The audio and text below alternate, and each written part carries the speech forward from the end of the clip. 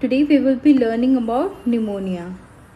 In pediatrics, it also comes as a long question in respiratory chapter. तो अगर ये वाला क्वेश्चन आपके लॉन्ग क्वेश्चन में आ गया तो हम लोग कैसे लिखेंगे इसको?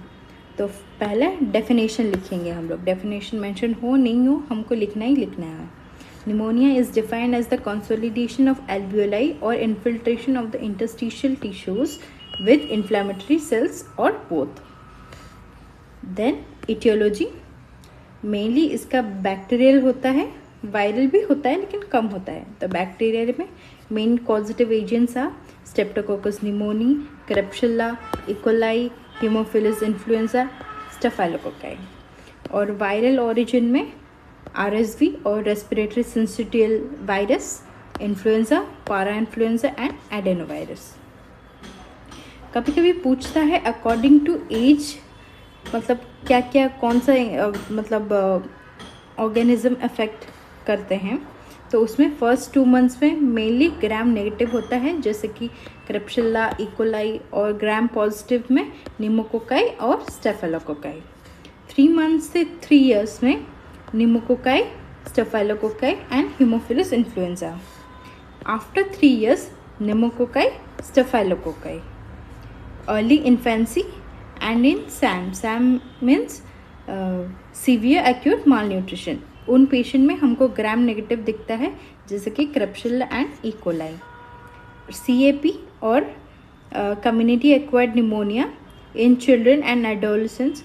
It is mainly caused due to mycoplasma and chlamydia.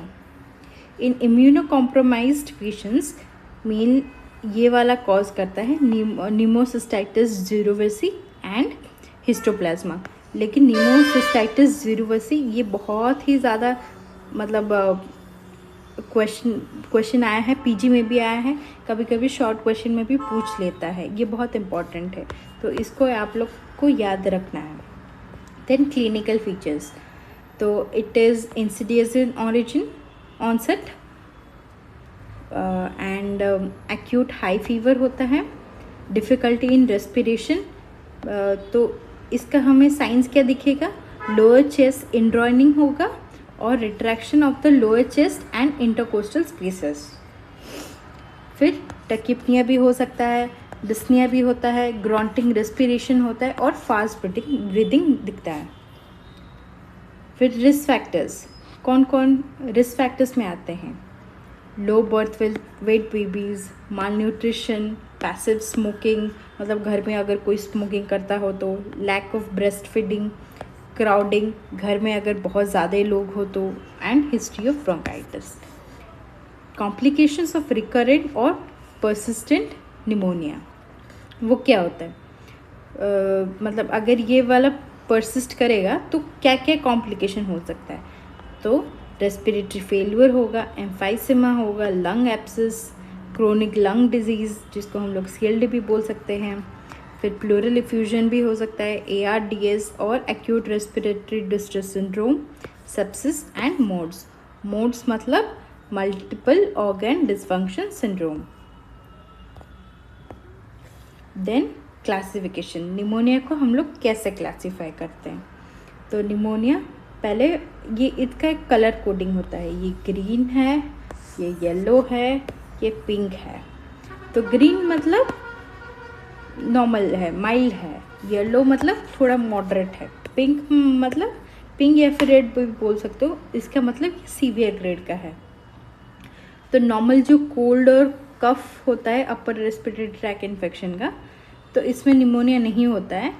तो फिर उसको हम लोग ग्रीन ग्रेडिंग देते हैं. तो इसका क्लिनिकल फीचर क्या होता है? Fever, cold, cough, and there are no features of chest indrawing, there will be hypoxia और फास्ट ब्रीथिंग.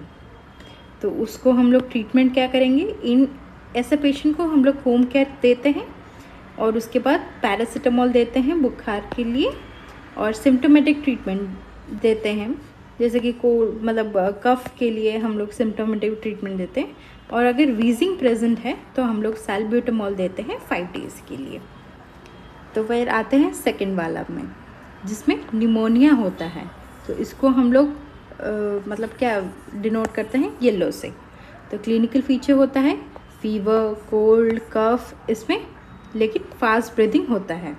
इसमें no features of fast breathing, लेकिन इसमें फास्ट ब्रीदिंग होगा, चेस्ट इंड्रॉइनिंग होगा, लेकिन हाइपोक्सिया नहीं होगा।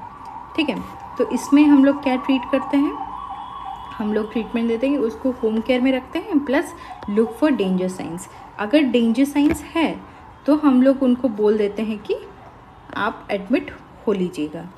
तो और होम केयर में उसको हम लोग पैरासीटामोल देते हैं, ओरल एंटीबायोटिक देते हैं, एमॉक्सिसिलिन जैसा, और अगर वीजिंग प्रेजेंट है तो अगेन सैल्ब्यूटामॉल देंगे, और ये दोनों ही हम लोग 5 डेज़ के लिए देंगे, और उसके बाद फॉलोअप। ठीक है, तो फिर पिंक में आ जाता है, पिंक या फिर रेड। तो ये होता है सीवियर और वेरी सीवियर निमोनिया में। तो क्लिनिकल फीचर क्या होता है, फीवर, कोल्ड, कफ, जो उधर था ये भी है, लेकिन उसमें एक्स्ट्रा ऐड हो जाएगा हाइपोक्सिया, इसमें प्रेजेंट होगा। ठीक है, तो फास्ट ब्रीदिंग, चेस्ट इंड्यूरेशन, लेकिन ये वाला बहुत सीवियर होगा, इंड्रॉइनिंग मतलब चेस्ट पूरा नीचे चला जाएगा। तो फिर और पेशेंट स्लीपी हो जाएगा, मतलब उसको नींद आएगा बहुत ज़्यादा, टकीपनिया, ग्रॉन्टिंग रेस्पिरेशन दिखेगा, अल्टर्ड सेंसोरियम होगा, stridor, wheeze, presence of danger signs. ठीक है, तो डेंजर साइंस क्या है, lethargy, poor feed, cyanosis, seizures, ये सब अगर प्रेजेंट होगा तो ये सब डेंजर साइंस है। ये वाला अगर इसमें प्रेजेंट होगा ना तो फिर हम लोग उसको एडमिट कर लेंगे। ठीक है, तो इसका ट्रीटमेंट क्या है, पहले हम लोग हॉस्पिटलाइज करेंगे और आईवी बेंजाइल पेनिसिलिन देंगे 5 डेज़ के लिए, या फिर IV ampicillin plus gentamicin for 5 days. उसके बाद वही पैरासीटामोल, सैल्ब्यूटामोल, सपोर्टिव ट्रीटमेंट देंगे। ठीक है।